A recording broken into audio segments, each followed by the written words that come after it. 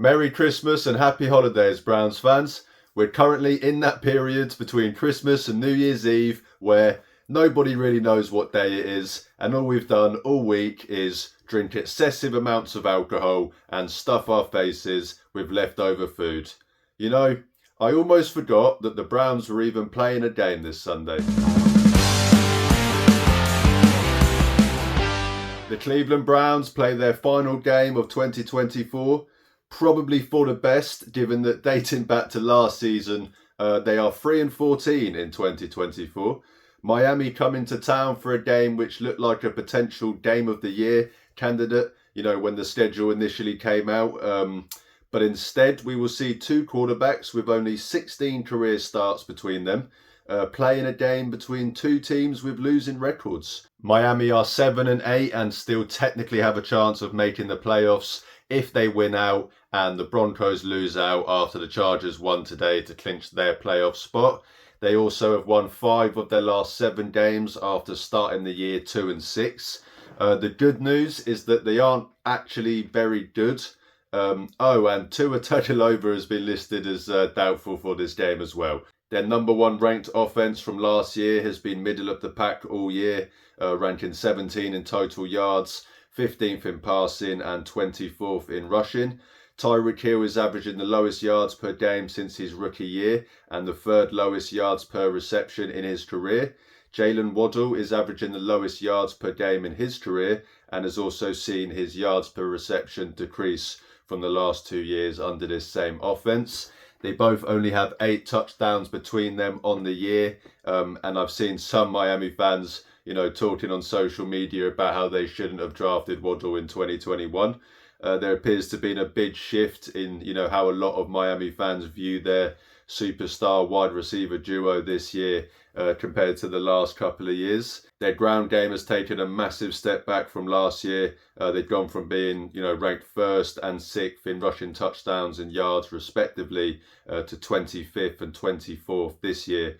So a massive decline there. In 26 combined games between Raheem Mostert and Devon A-Chain last season, they had 1,812 rushing yards and 26 touchdowns between them. And in 26 combined games played this year, they have 1,036 rushing yards and just 7 touchdowns between them. Both players combined for 5.8 yards per carry in 2023 compared to just under 4 yards per carry in 2024. Just a massive drop-off in consistency and production in both their passing game and ground game, and has resulted in them struggling this season. Despite having 7 wins, they haven't really beaten anyone any good. They've beaten the Rams, 49ers, Jets, Patriots twice, Raiders and Jaguars, who all have a combined record of 28-62 this year. Their only win against the team who currently has a winning record came against the Rams in week 10, who were 4-4 at the time. Overall, they haven't beaten a single team this year who was above 500 entering the game. The bad news, the Browns are actually worse. We're tied for the 2nd worst record in the NFL, have given up the 2nd most sacks this year, and we're starting a quarterback who has 1 passing touchdown and 9 interceptions in 180 career pass attempts. But, as I mentioned, Tua has now been listed as doubtful for this game, and Tyler Huntley is set to start. Small world, eh? So DTR versus Snoop Huntley in the rain. It's easy to see why the NFL flets this one out of the primetime slot. It really does just emphasise what a crap year it's been, doesn't it? I was really looking forward to this game when the schedule came out. Miami coming to play in the cold on prime time with a potential playoff spot seeding on the line. Instead, we get this game. Football, man. So moving on to the injury report for this game. Cedric Tillman once again has been ruled out with his concussion. I've said multiple weeks now that it's starting to get worrying.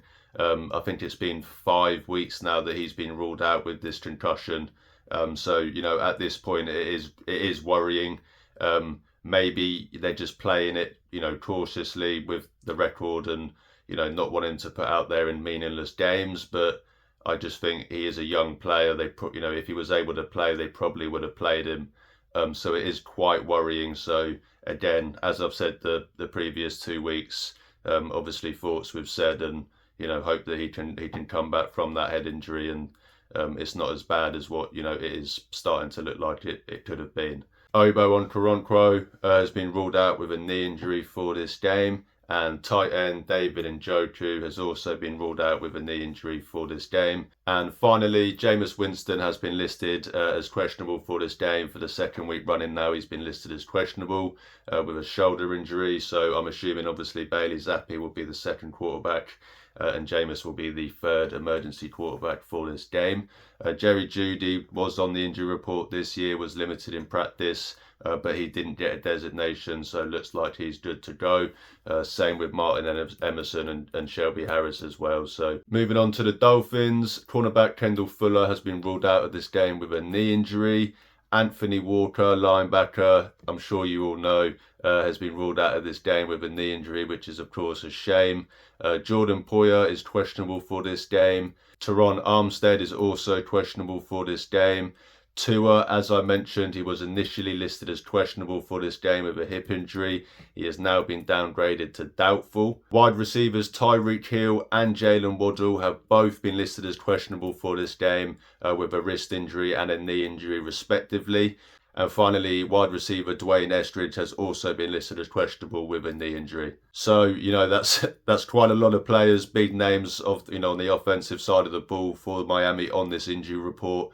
I obviously expect Tyreek Hill and Waddle to be ready to go in this game. As I said, they still technically have a chance to make the playoffs, so you do expect them to be ready to go in this game. But if they're not, then of course already with Tua out, this would just be a completely different game. But that's the injury report for this one. My 3 keys to victory this week: number 1, keep up with Miami's speed. Despite the statistical down year from Miami's offensive weapons, they still can be game changers at any given moment, purely just because of their speed. Tyreek Hill, Jalen Waddle, Raheem Mostert, and Devin Achane, just game-breaking speed, man. The Browns defense has to do a good job limiting the opportunities for these players to get the ball in space. When they do, make sure they keep them in front, have the correct angles on the ball carrier, and make sure they tackle well. Going to take the whole defense to slow them down. It starts up front with this run defense and the pass rush. Got to close those running lanes, get pressure on Huntley. The quicker you force the ball out, the less opportunity for those receivers to get over the top of the defense. Make things easier on this secondary. Denzel can go stride for stride with these guys, but the rest of the room can't. Force the ball out quicker. You give the guys in the secondary more chance to make plays on the ball. I've spoken all year about how the Browns defense has been one of the few bright spots in an otherwise disappointing season. Hopefully they can keep it up this week with another good performance.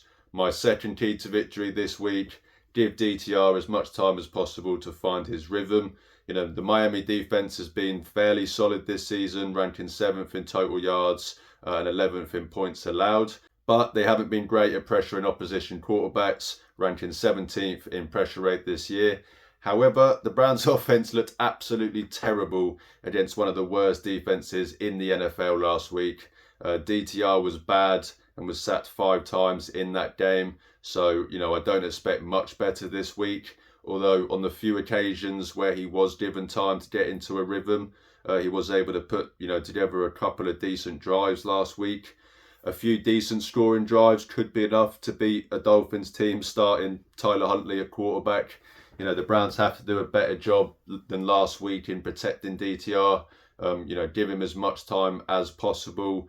DTR also has to do a much better job navigating the pocket as well. His pocket awareness has been awful. So when there is a clean pocket, he has to stay in the pocket and play within the timing of the offense more.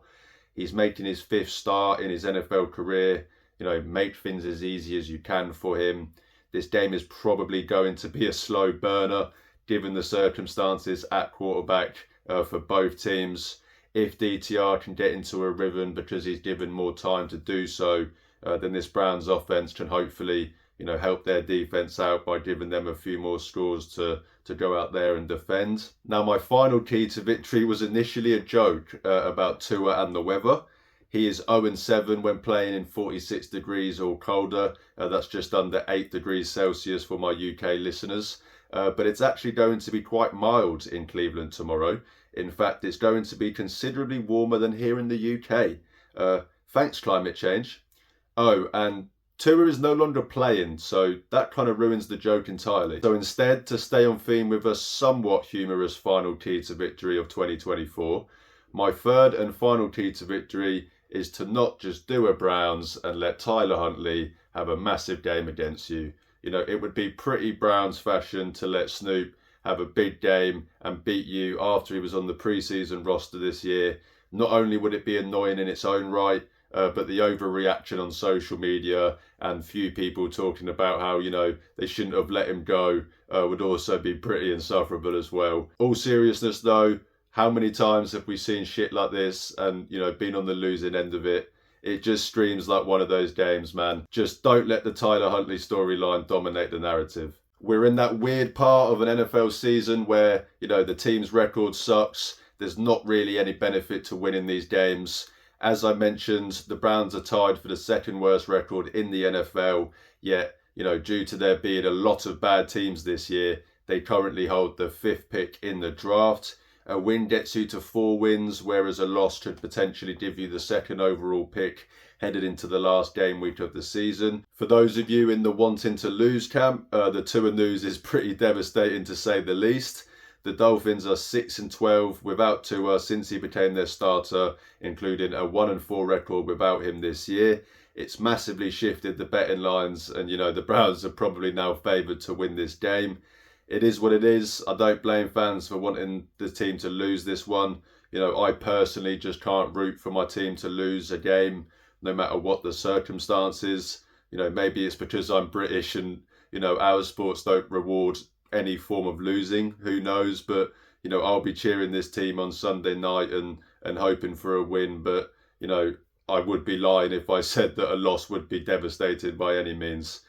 Quickly before I go though, the Browns restructured Deshaun Watson's contract, which has once again caused, you know, a lot of confusion and in some cases anger amongst some people within the fan base. If you haven't seen my video on why Deshaun Watson will be back next year, despite the team having no intention of playing him, then I encourage you to go check it out as I explain, you know, why this restructure was necessary.